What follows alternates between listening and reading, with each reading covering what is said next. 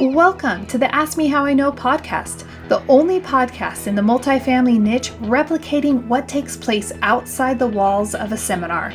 This is like the lobby, where honest, unscripted conversations take place and transformation happens. We'll talk about practical problem solving in the multifamily niche, as well as overcoming limiting beliefs. Thank you for joining us today, and now for our featured guest. Hey, welcome back to Ask Me How I Know. Today is going to be an extraordinary episode because I have Jens with me, and I really appreciate transparent honesty, people of that nature. And you are not only highly successful, I really appreciate who you are as a person. So thanks for coming on to Ask Me How I Know. Thanks, Julie. I really look forward to talk today. I know it's going to be an interesting conversation as always, because although it's scripted, unscripted, So, anyway, Jens, we were talking about COVID and how we can leverage those disruptions. And I've watched you it seems like you're just shining, and this has actually been a real blessing in your life. I'm wondering if you'd be willing to share about that. Oh, absolutely. So I think, like a lot of people, I was scared. I was worried, kind of like, oh my God, what is going to happen? And for a while, I was probably like sitting in the corner, hugging myself and say, what's going to happen here, right?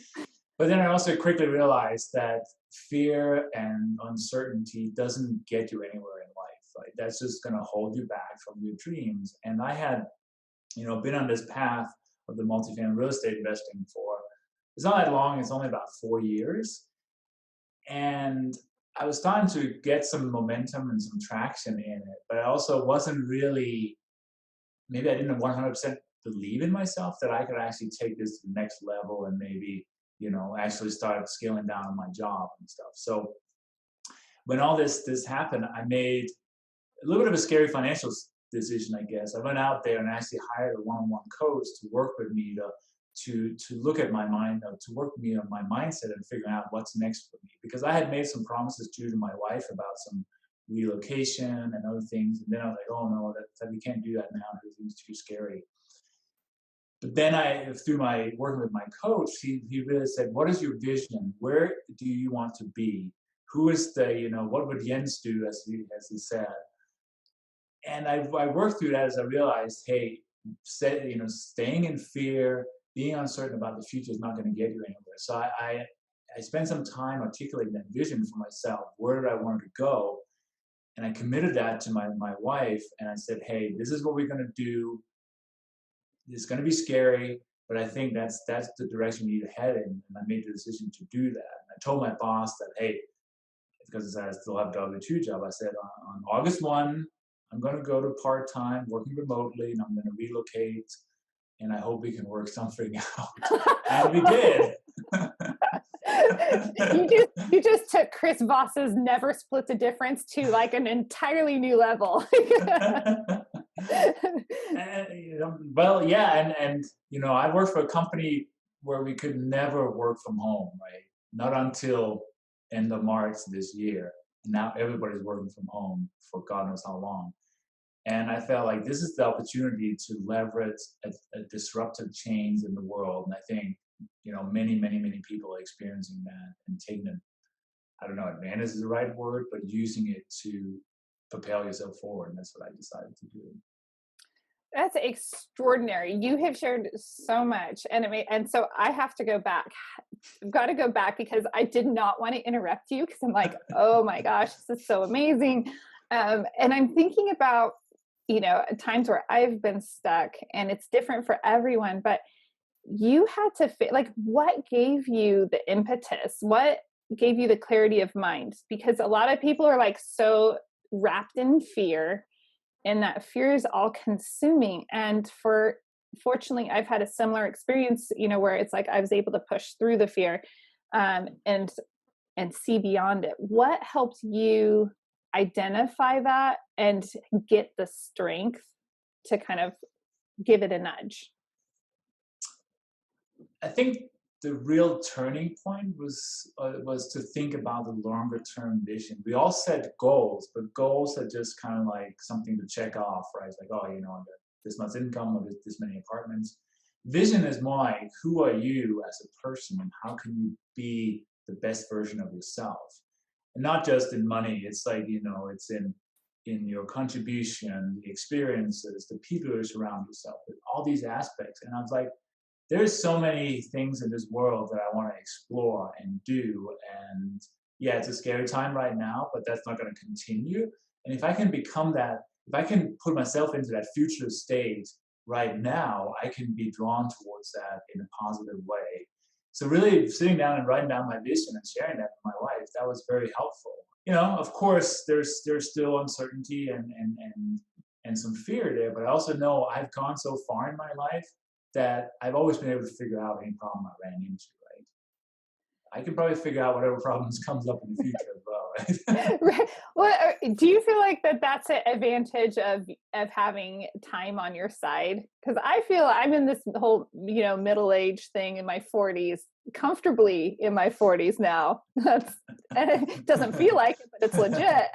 And I think just like you were just saying, like, oh, I figured all these other things out. So, and that has definitely helped me overcome a lot of obstacles in my life as I've gotten older. I'm like, well, I did this, and this, and that seemed a lot more difficult. Do you feel like just time and age and experience has been helpful? Or? I think so. And I'm like, I'll be 49 next week, so I'm kind of exiting the 40s. So, but that, and also, you're an athlete and I am too. We share that passion around mountain biking, and I've done this for God knows how many years, like 20 plus years. And I've had some really bad accidents too, where I've literally been in a hospital bed with, you know, with a crushed kidney a couple of years ago, right? Oh, wow. Yeah, I crashed on my bike and it was just a bad landing. And that was very scary for me, my wife, because there was internal bleeding and all this stuff. And I was in that situation where, okay, is this it? Have I lived my life fully? Is this all I have? If I kind of like, what more is left in me, right? I mean, I survived and I'm fully back and everything healed. But that was kind of a moment in my life. I was like, man, am I fully applying my given ability? And I realized I was playing too small, right, at times, and that really accelerated my business, accelerated my goals. Don't hold yourself back in fear just because you don't know what could happen, right? So, because that day that could have been the end, right? And Mm-hmm. you never know, right? And the suffering through people being sick and dying of COVID and everything else, right? But you need to make sure you live your life, and that was the realization I came to. There comes that point where you realize, like, what do I have to? Sometimes I've come to the point where I'm like, well, what do I have to lose? Even starting down a multifamily adventure, like, well, what do I have to lose? Starting a podcast, what do I have to lose? Starting everything that you start and get into and you pursue. It's like, really, I love how people in our life say, well, what's the other side of what if? What if you don't do that? What if you don't level up for yourself? And your heart is, so wrapped around helping and serving others. What are some of your, like, when you think about that vision, what do you see in helping others? So it's interesting. Obviously the multifamily, I'm very passionate about that, and that's a great way to create income and long-term wealth. But I'm also getting, really one of my long-term vision is really help develop the leaders of the future, actually, because I feel like right now I've connected with some younger kids, and they're afraid of all the money they have to spend to go to college. They don't know if they're going to get a good job, all this other stuff. And I would love to have the opportunity to inspire and help some kids in their 20s to really don't just follow the given path that we have to go to college. And luckily I've never had any college debt, but now it's hundreds of $200,000 to go, and you can't get a good job. So I'm like, if I can help people see that there may be a different way to be impactful in the world, to go out there and set the direction and tone for the future, right? But I think right now you know, the U.S. is challenged in the aspect of strong leadership, and if I could help that, that would be wonderful. So that's something I'm working on. There's a long-term vision of mine, right?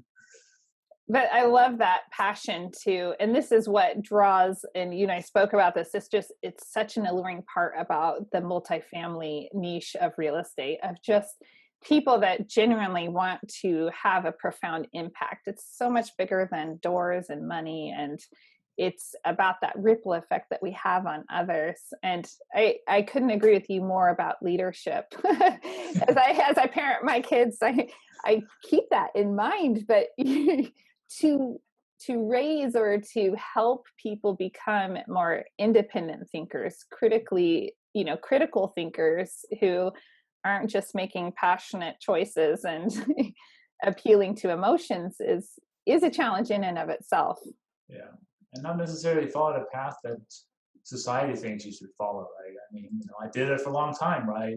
Got my education, worked my W-2 job, and then it's like, well, this is okay, but it's not fulfilling my full potential. And I think if somebody could imagine, doing this 20 years ago, how my life would have been very different, right? So no regrets, but still, if you can influence somebody at a younger age to take some bigger steps early on, that could be hugely impactful, I think. Really huge. So when you talk about there's some, you're talking about, I wasn't living up to everything I could be. How did you identify that? Because a lot of people kind of, like, I'm one where I'm wired in a way where I'm like, oh, I know, even biking, mountain biking, I'm like, I know I could have pushed harder on that, or, and so it's really easy to take some of those physical, sports analogies and apply them across the board in life. So sometimes I do that and I say, well, I know I could have given 10% more and I'd have felt really great about how I accomplished that ride. And then I look at my life and sometimes I evaluate it in that way. Well, what if I gave 10% more to my family, to my kids, to this, to that? How did you, I don't know many people, I haven't had this conversation with many people. Like, how do you realize, like, oh, I could give more, I'm not maxed out? I think it's a feeling a little bit of like unease. So like, okay, well, I'm doing okay in my job, and I'm getting by, and I'm getting increases every year, but like I'm not being stimulated. I don't feel like I'm growing. I don't feel like, if I look back a year ago, my technical skills, have they grown? No, I'm pretty comfortable in what I'm doing, and I'm really good at what I'm doing, but I'm not pushing myself to the next level. And you know how it is, in cycling and stuff like that. You can push, your body respond, you get better and stronger and faster until you get too old. But if you don't challenge your mind in the same way, you're going to have the same problem there, right? You just get stuck in your rut, and that's like what you're good at, and you don't feel like you need to learn anything else. And suddenly there's these, younger kids or whatever that just passing you, like, hey, what's going on here, right? So I just felt I had this unease, and I didn't think I had a conversation in my life last night about passion and getting your message out and being influential. And she's like, yeah, it's so great to see it, because you've looked for so many different ways over the last 10 years, and now you finally found something that is driving you, and she can see it in me. And I think it's really just that idea of continuing to grow. And I'm deciding I'm going to live to 100, so I have another 50 years of just continuing to contribute. 50 and 50 years, 7 days, 50 years is 6 days. It's 51 years, because I'll be 49 next week. So. 49, yeah, there we go. I'm like, I think I have a little more than that. Wow. I think a lot of people are stuck and they're wrapped in fear, and there's such an opportunity when you're willing to just lean in and nudge and say, heck no, get out of here. I'm going to try this. I always go back to, you I think you heard me say this recently. Like, I always go back to my basics. Like, I have my faith and I'm alive. Okay, let's keep going. You figure out what your bottom lines are in life and everything. But it takes a lot of courage to do that. And I know your wife has been, a significant cheerleader and support, with you. It's important to have a good ally when you're doing change. What's been your favorite part about evolving in this way? It's great to be able to learn new things, to grow, as I talked about. I think also getting involved in the real estate, I think the greatest thing has been the people I've been able to connect with and meet. We, touched on that, because everybody is doing amazing things. I mean, you started a podcast, and that's awesome to see that growth. I've seen other people that I felt like it had a little bit of value to them, and now we've become close friends, and we're doing deals, and and there's just an amazing synergy there. So just being able to just connecting with people and learning and growing. And I always say, I've been in the IT world forever. I would go to conferences and I was like, oh God, I don't want to hang out with these people. Right. I would learn, I learned some technical stuff, and that was interesting because I am a bit of an IT nerd, but I was like, the people didn't really inspire me. Then I go to a conference, a real estate conference, and I can't wait to be out in the hallway talking to people and learning and seeing what people are doing, and super exciting, right? So it's really the connections. And I probably would have called myself an introvert a few years ago, but I am choosing to be an extrovert now as much as I can. Right. Right. Oh, I love that. Well, and when you think about some of the things that, how do you think that all of this, just leveraging this disruption, how do you see this impacting where you're taking your investing journey? And I know your journey, like others, I think of Colby Bowers and some others where this is what I love. Like, some parts of our world want to make landlords and owners out to be, kind of villainous. But I love that you have this heart of, no, I create beautiful places for people to live. I improve neighborhoods. I'm providing a better quality of life. So as you're, moving forward on this journey, what's that look like? Yes, I mean, specifically around the whole crisis, we would be very connect with our tenants early on and said, hey, there could be some challenges. Here are some resources you have if you need help. Just reach out to us, right? Just communicate with us, and we'll figure out ways to help you, right? And it's gone really surprisingly well. People have been paying rent, so that's good, right? Going forward and during this this crisis, I mean, I think we need to be cognizant about the challenge that people are facing, and we need to be compassionate about that. We also still are running a business, so there has to be some accountability around you sign the contract with us. So we do need to collect rent some way or another, right? So I think there's a balance there, and I don't like necessarily what is going on in certain states and markets where they feel like, well, all the onus is on the landlords to take the brunt of this, right? The tenants can't pay. It's like, oh, too bad, right, and stuff. So it goes both ways, right? Because we're not just rich people who have these properties for the hell of it, right? These are our hard-earned money that's been put into these deals, and we have a mortgage to pay, we got utilities to pay, and everything else.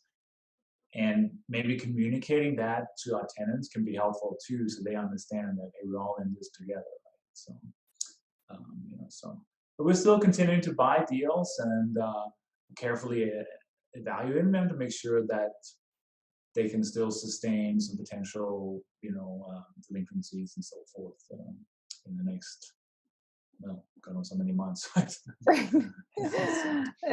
That part will be really interesting. And when you think about how you're growing and developing as a person, like, how do you see that impacting this next leg of your real estate journey?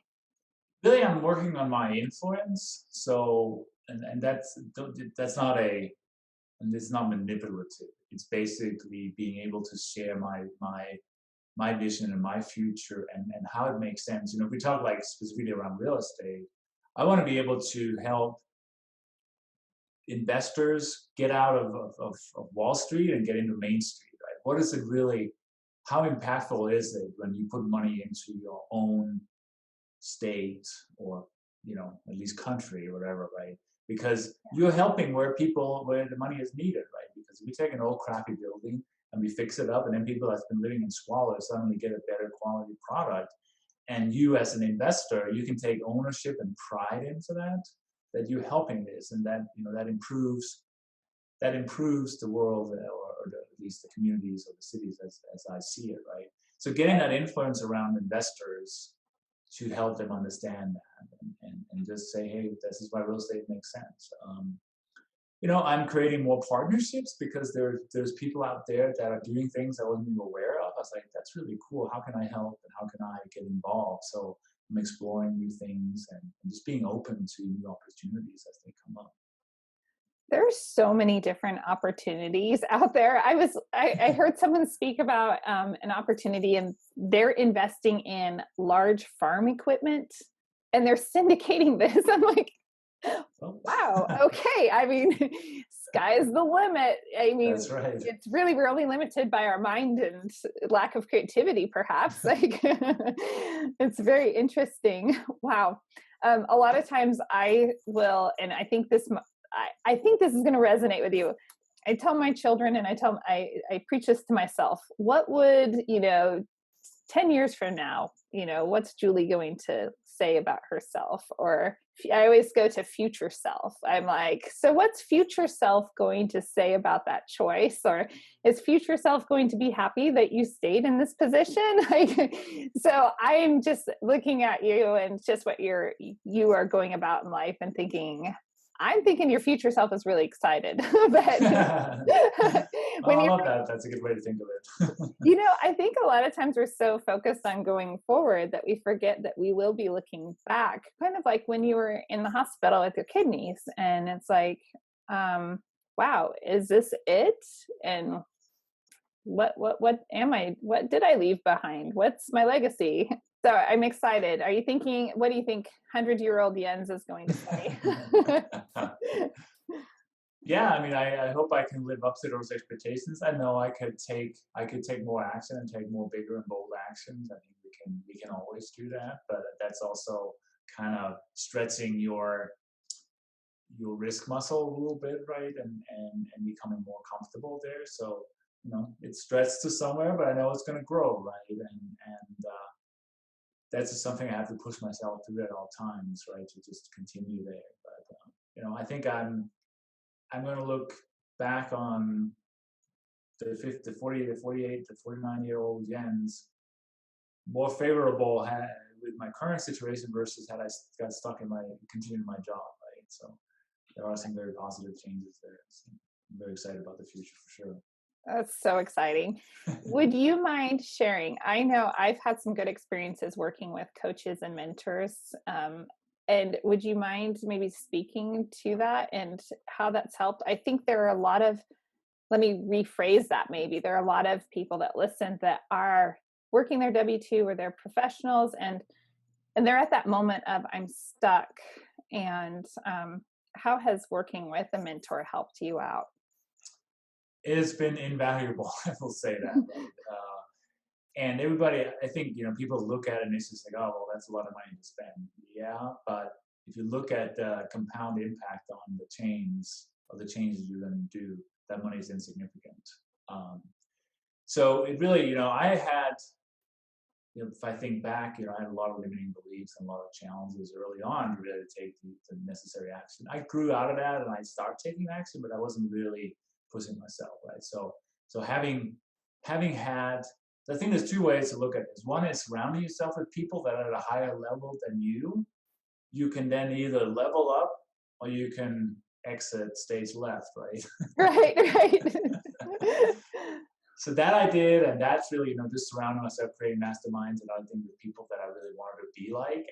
And it's like, I feel like they've been pushing me up there. But then getting that one-on-one attention to really work on some of these, things you don't really know that's holding you back, right? So that's been great. And, I've had the opportunity to coach people too, more on the real estate, the technical side of it, But now as I'm learning more about myself and high performance, I'm incorporating those things. And I'm like, this is much more effective because I can tell somebody, yeah, you should buy that deal because it makes sense. But if they don't truly believe they can, they're not going to go and do it, right? So once they believe they can, they get that confidence, then they're going to take action. And that's really where I think the value is. That's really a powerful insight into that, because yeah, you can apply it to everything. If you as a person are capable, you can accomplish anything you put your mind to. Absolutely. Yeah. Wow, that is super profound. Is there anything that we haven't spoken about that you are passionate about that you would like to share? Just the idea of any change in their life is incremental. It's like small steps every day that build up. That comes from that the Slight Edge by Jeff Olson. I think it's a great metaphor around you just one little step at a time. If you keep pushing there, you're going to eventually be somewhere you weren't. And too many people probably give up too early because they don't realize those small steps have been taken, that they're getting them somewhere, right? And they just kind of they say, well, it's not giving results I want, so I'm going to stop. So just continue pushing, right? I mean, I started with a couple of fourplexes 4 years ago, and now I'm investing like over 800 units, right? So that was like a little bit for the first couple of years, and then suddenly it just went up, right? So just keep on and keeping on, right? And don't. Right. And another saying I love is, you didn't get this far only to get this far. So. That is so true. Wow. I have one of my mountain bike buddies is from Switzerland, and this is my second season mountain biking in this capacity. But last year he taught me, all these people were speaking to me, and he would say, just keep pedaling, just keep pedaling, just keep, so I always have it in my head. And it's a similar thing. Like, if you just keep edging yourself up, you're going to arrive where you want to go. You don't really get gold stars and bells and whistles. You'll get there. That's funny because one of my bike brands is Niner, and it says on the top tube, it says pedal, damn it. I need that sticker. That is hilarious. Wow.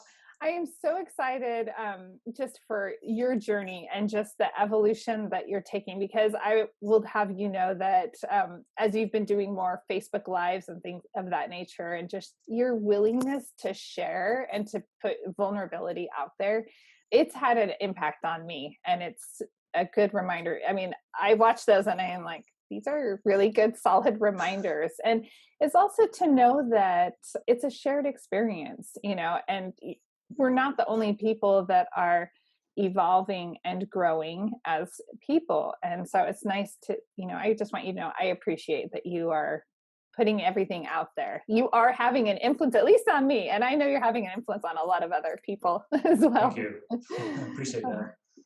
Well, thank you so much for being on Ask Me How I Know. I'm wondering what's the number one way you would like people to connect with you?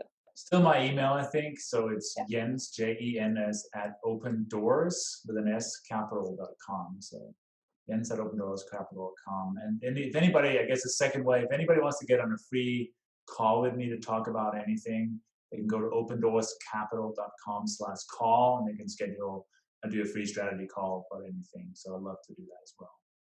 So you can spend time with Jens and you can learn more, and and I love those opportunities. Thank you again for joining us, and I wish you all the best as you continue to take this disruption and maximize it.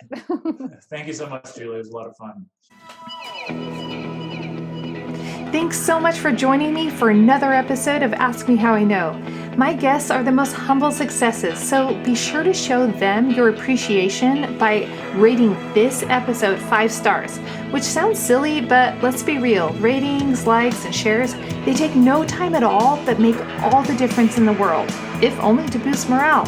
Also, since I don't spend time on the how and why they got into investing, be sure to check out the show notes to get to know more about today's guests, including other podcasts they've been on that has a more traditional format that will give other details about their investment journey. It'll also tell you things like the most influential person in their life and what they're reading right now, as well as how to connect with them. And please, subscribe and rate Ask Me How I Know so it reaches other listeners like you. Until next time, go find your freedom.